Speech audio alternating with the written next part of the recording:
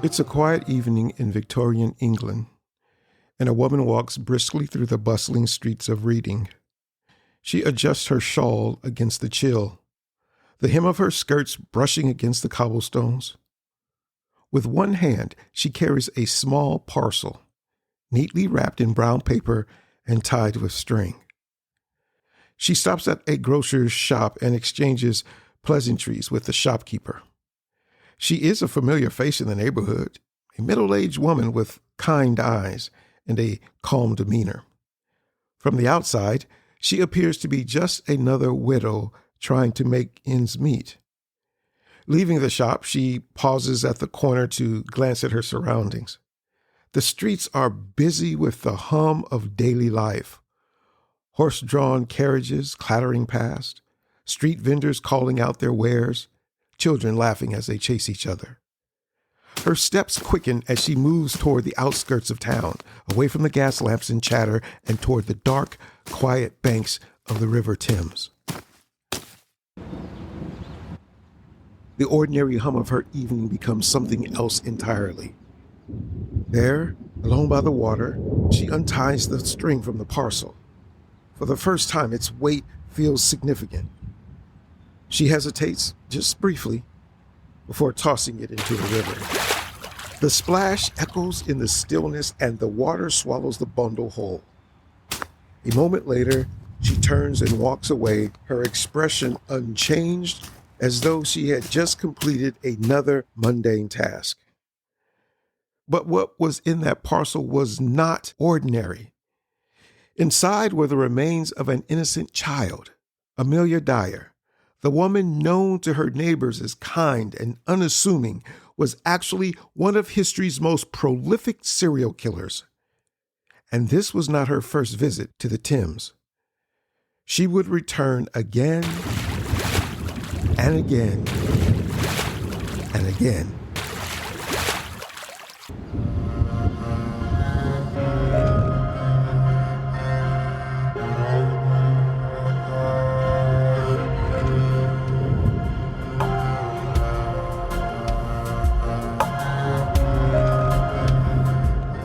Hi, I'm your host, Jeff, and welcome to Hidden Verdicts, where we uncover the stories of crimes that shocked the world, cases that changed the law, and the hidden truths behind those verdicts.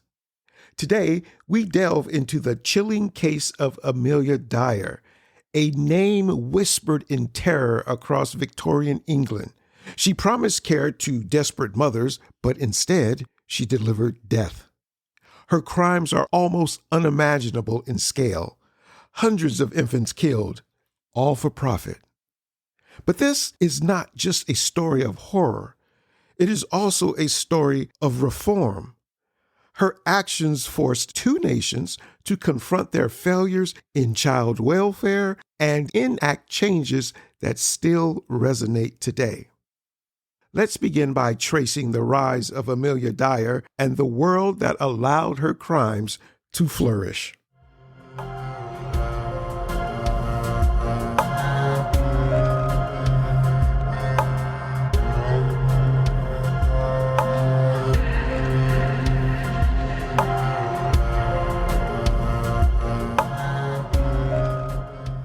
To understand Amelia Dyer's path to infamy, we must first step into the harsh realities of Victorian England.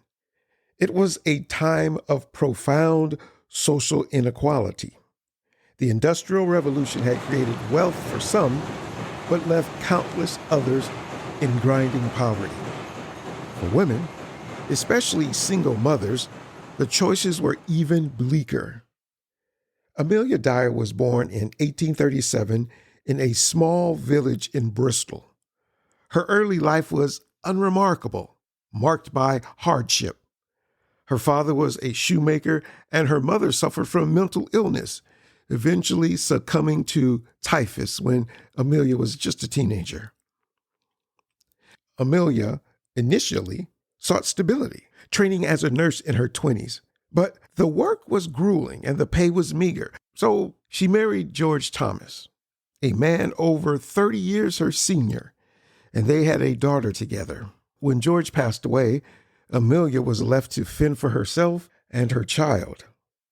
In the midst of her struggles, she stumbled upon a growing underground industry, baby farming. At the same time, adoption laws were loose, and unwed mothers, often shunned by society, would pay women to take their babies. Some of these women provided genuine care, but others, like Amelia, saw it as a lucrative opportunity. She began advertising her services in local newspapers, promising a loving home for infants. Mothers, desperate to escape shame and financial ruin, handed over their children along with whatever payment they could scrape together. Amelia's business thrived, but not in the way her clients imagined.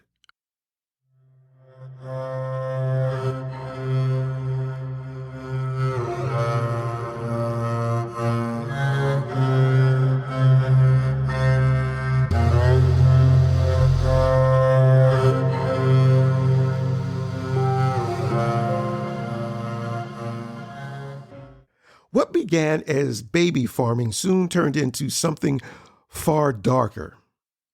Caring for infants required time and resources, and Amelia Dyer wasn't interested in either. Instead, she devised a chillingly efficient method to increase her profits. She would take the money from the mothers, often assuring them the babies were being placed with respectable families. Then, instead of caring for the children, she murdered them.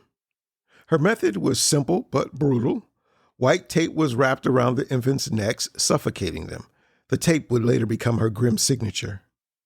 Once the deed was done, she would wrap the tiny bodies in brown paper, tie them with string, and discard them in rivers or secluded areas.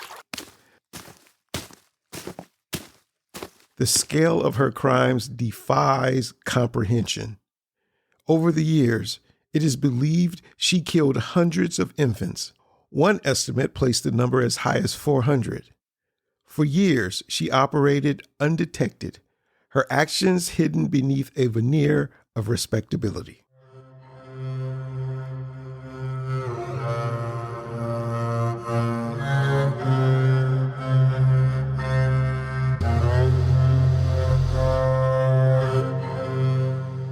Amelia's luck began to run out in 1896, when the body of an infant, Helena Fry, was discovered floating in the River Thames. The parcel that held her tiny body bore a crucial piece of evidence, a label with Amelia Dyer's address.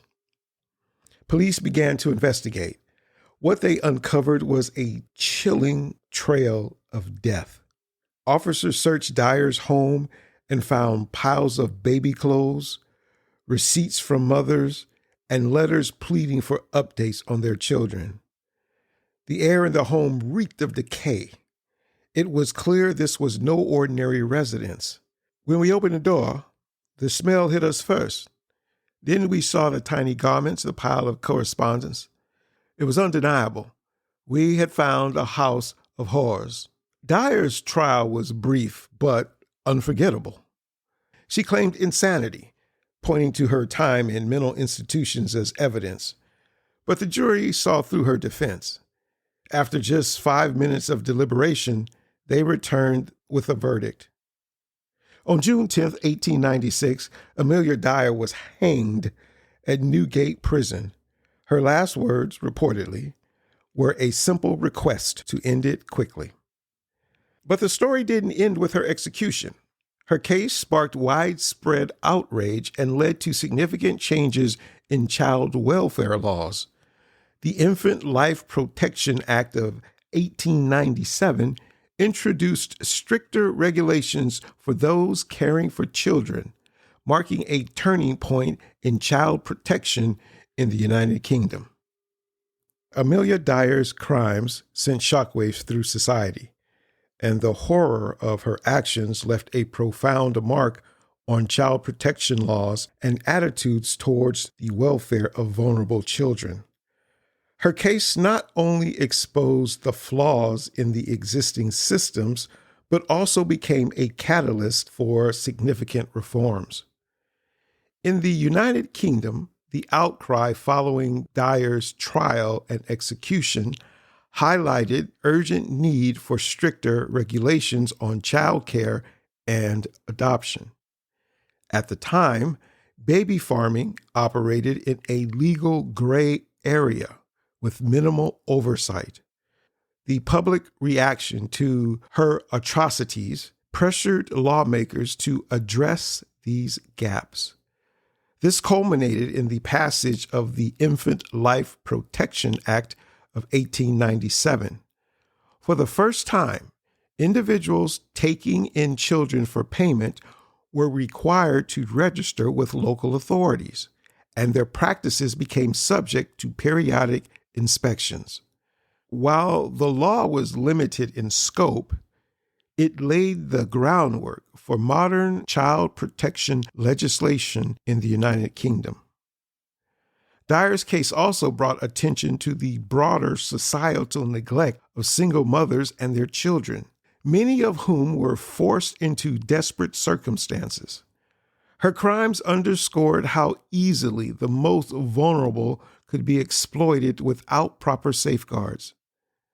Organizations like the National Society for the Prevention of Cruelty to Children, NSPCC, seized on the momentum, pushing for further reforms to protect children and improve the care systems for orphans and abandoned infants. The impact of Dyer's crimes did not stop at Britain's borders. Across the Atlantic, her case was discussed as a cautionary tale in legal and social circles. Although no specific American laws were directly tied to her actions, the grim example of her crimes highlighted similar weaknesses in the United States' approach to child welfare. Over time, Dyer's legacy became a reference point in discussions about adoption laws, foster care, and child labor regulations, spurring conversations about the need for stricter oversight and greater accountability for caregivers. The ripple effect of Amelia Dyer's atrocities serves as a haunting reminder of the consequences of unchecked exploitation. Her case inspired lasting reforms in child welfare, forcing nations to confront their responsibilities to their youngest and most vulnerable citizens. What began as a dark chapter in history ultimately became a turning point in the fight for child protection, ensuring that the lives lost would not be entirely in vain.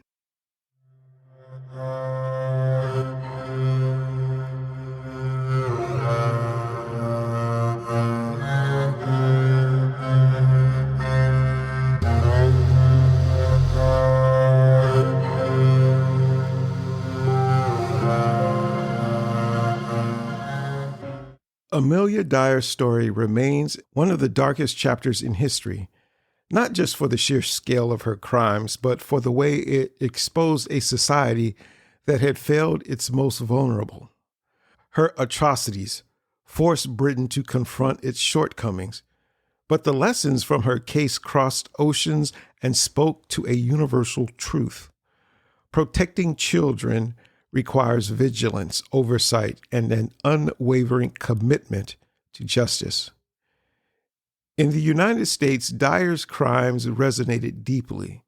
America, like Britain, faced its own struggles with the care of orphaned and abandoned children. At the time, the systems in place were inadequate, leaving countless children to the mercy of poorly regulated institutions or private individuals motivated by profit rather than care. The public outrage over Dyer's crimes reinforced the urgency of reform and sparked conversations that influenced the adoption and foster care movements. In the decades that followed, America began implementing stricter regulations to ensure the safety of children in foster homes and adoption processes. Laws like the Adoption of Children Act sought to standardize the adoption system, making it harder for unscrupulous individuals to exploit it for personal gain. Over time, Reforms inspired by cases like Dyer's helped shift societal attitudes, framing child welfare as a collective responsibility rather than a private burden. But Dyer's legacy also serves a chilling reminder of how easily evil can masquerade as benevolence. It challenges us to consider the gaps that still exist in the child welfare systems today. How often do we overlook the vulnerabilities of children in modern foster care or adoption processes? How many cases slip through the cracks, hidden by bureaucracy or neglect? The tragedy of Amelia Dyer's crime is that they were preventable. Her victims, hundreds of innocent infants, should never have been placed in harm's way. Yet from this tragedy emerged a powerful call to action, one that echoes even now. We must do better, not just in crafting laws, but in ensuring that those laws are enforced, not just in caring for the vulnerable, but in addressing the root causes of vulnerability, poverty, inequality, and the lack of social support systems.